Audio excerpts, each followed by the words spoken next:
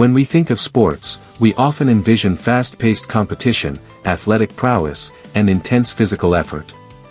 Traditional images of athletes sprinting across tracks or racing toward finish lines come to mind.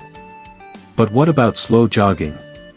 At first glance, it may seem too gentle, too leisurely to qualify as a sport. However, a deeper look reveals that slow jogging may very well deserve a spot in the athletic world, not only as a form of exercise but as a legitimate sport in its own right.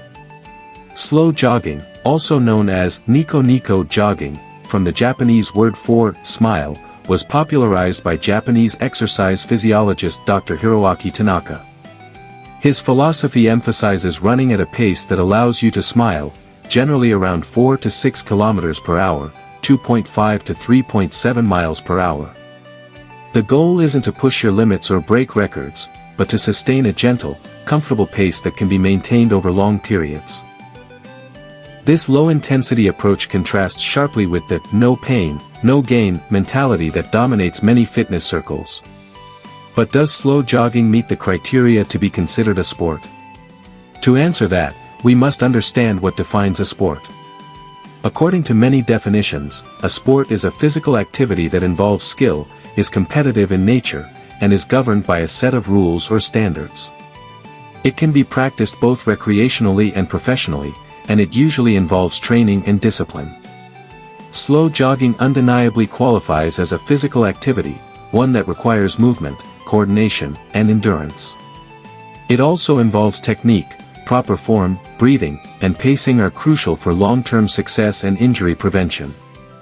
Many slow joggers adhere to structured training routines, and some participate in organized events like fun runs, marathons, and charity races. While these events may not be competitive in the traditional sense, they do provide a platform for slow joggers to set personal goals and measure progress.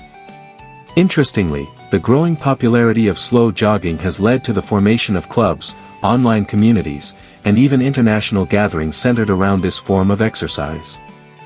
Enthusiasts share techniques, log miles, and support each other in much the same way as more conventional athletes. As participation and organization grow, the line between recreational fitness and sport becomes increasingly blurred.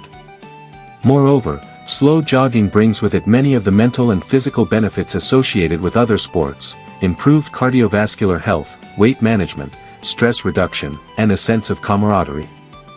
Unlike high-intensity sports that can be exclusive to the young or already fit, slow jogging is inclusive. It welcomes people of all ages, abilities, and fitness levels, making it a lifelong sport that's accessible to a wide population. Critics might argue that without a competitive edge or professional league, slow jogging lacks the elements that make something a true sport. Yet, not all sports require Olympic-level competition. Consider yoga or Tai Chi, both are recognized as sports in many countries, despite their focus on mindfulness and flow rather than winning.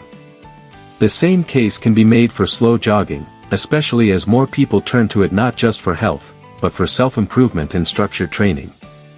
In conclusion, slow jogging occupies a unique space in the world of physical activity.